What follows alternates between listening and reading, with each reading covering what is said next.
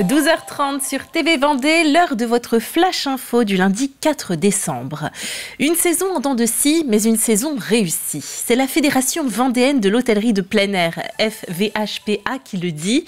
Elle s'est réunie en fin de semaine pour dresser un bilan de 2023 et préparer l'année à venir. Une année qui promet d'être intense, avec de grands événements sportifs. Colline Davy a rencontré Franck Chadeau, le président de la fédération. En cette fin d'année 2023, l'heure est au bilan pour l'hôtellerie de plein air en Vendée. Et cette saison 2023, elle a été globalement bonne malgré quelques difficultés, c'est ça ? C'est sûr qu'on peut dire qu'on a vécu dans un ascenseur émotionnel cet été, mais c'est vrai que le bilan nous ressort une saison plutôt satisfaisante avec un bon retour de 85% des professionnels. Donc on est plutôt satisfait. On est parti avec un début de saison très fort. Donc je le disais, une avance en termes de réservation de l'ordre de 20% fin mars, ce qui nous annonçait une saison exceptionnelle. Et tout s'est estompé et s'est effondré mi-mai jusqu'au début juillet. Une incertitude, un contexte géopolitique qui a rendu une inquiétude malsaine au sein de nos clients qui ont préféré attendre. Et on a eu une après-saison assez exceptionnelle cette année. Alors certes, facilitée par une météo très favorable, mais aussi par une inflation qui a orienté certains clients pour prendre des vacances en septembre où elles sont moins chères. Et alors pour 2024 qui arrive également, est-ce qu'on part sur une belle saison avec notamment le Vendée Globe qui arrive ? J'allais le dire, historiquement, on sait que les années de Vendée Globe sont toujours une bonne saison. Donc il n'y a pas de raison de ne pas y croire encore. Et en plus, cette année, une année d'Euro de football, de Jeux Olympiques, qui va se terminer par un Vendée Globe en Vendée. On s'attend à une saison 2024 au moins à la hauteur de celle passée.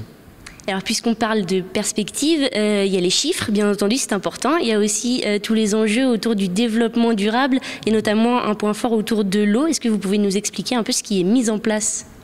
Alors nous, on est naturellement dans un environnement naturel, le camping. Les clients viennent chez nous pour se mettre au vert, les pieds dans l'herbe dans un espace de verdure. Donc c'est notre cœur de métier, on y fait attention, mais on travaille depuis quelques années à limiter notre impact sur l'environnement, notamment en termes de consommation d'eau. On travaille beaucoup sur ce sujet-là avec des études qui ont été menées cet été. Et à terme, on arrivera à s'engager pour consommer moins, en tous les cas dans les années qui viennent.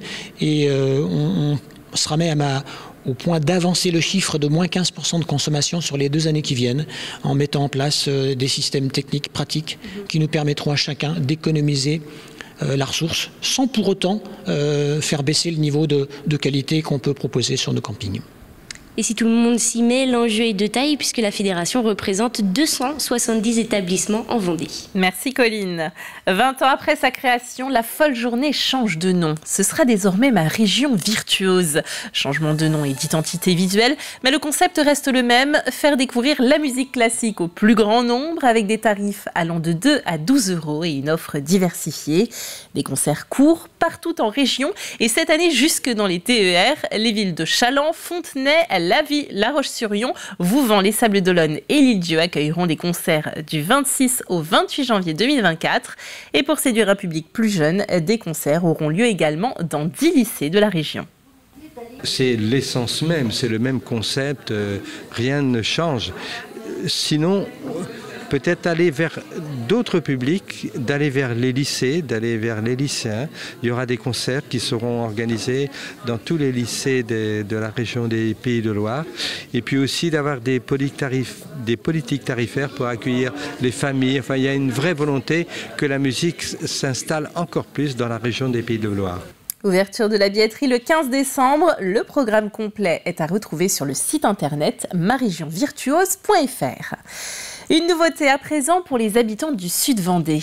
Un musée numérique gratuit. Installé à l'initiative du ministère de la Culture et coordonné par la Villette, les Microfolies ont pour but de lutter contre la fracture numérique et l'éloignement culturel des grandes agglomérations. La commune de Benay, 4600 habitants, en possède désormais un. Le reportage de Grégoire de Châtillon. Il va directement sur la toile, il met lisse à côté, ça s'est jamais fait, et il peint lisse direct à la touche. Et ça se fait pas. D'utiliser une toile gigantesque. Le radeau de la Méduse, projeté et décrypté pendant 30 minutes, avec cette présentation l'œuvre de Géricault n'aura plus de secret pour vous.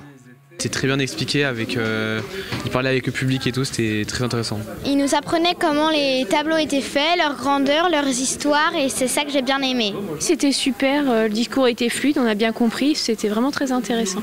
Pourquoi ce tableau a été créé à cette époque-là, donc au début du 19e siècle? Ce qui va les surprendre, c'est la taille. Là, je peux le montrer en taille à l'échelle 1, ce qu'on ne voit pas dans un livre, donc voir à quel point il est gigantesque, qui fait 7 mètres sur 5. Voilà, et puis après, ce qui va les intéresser, surtout, c'est l'histoire. Comment il l'a fait, comment Géricault a décidé de le faire, techniquement, et pourquoi. Quelle est l'histoire de ce radeau? C'est plus qu'intéressant, parce qu'en fait, on n'a pas forcément l'occasion de monter jusqu'à Paris pour voir tous ces tableaux.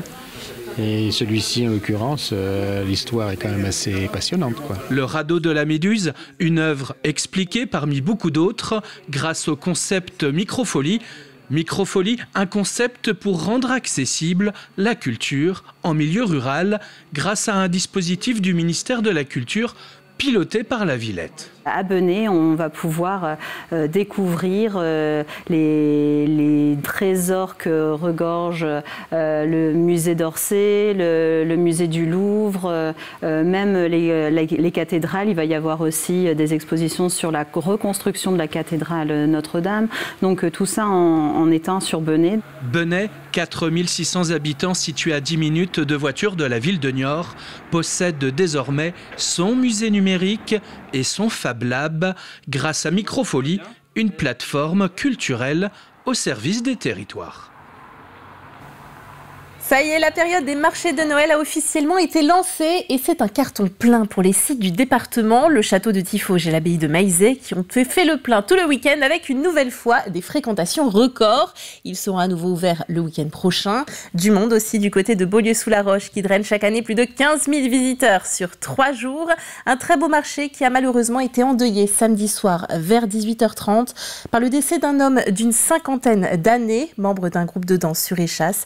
Il s'est effondré en pleine représentation, terrassé par un arrêt cardio-respiratoire. Intervenus rapidement, les pompiers n'ont pu le réanimer.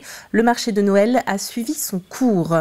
On termine cette édition sur une note un peu plus joyeuse. À présent, ce samedi soir se déroulait également l'incontournable parade de Noël des Herbiers.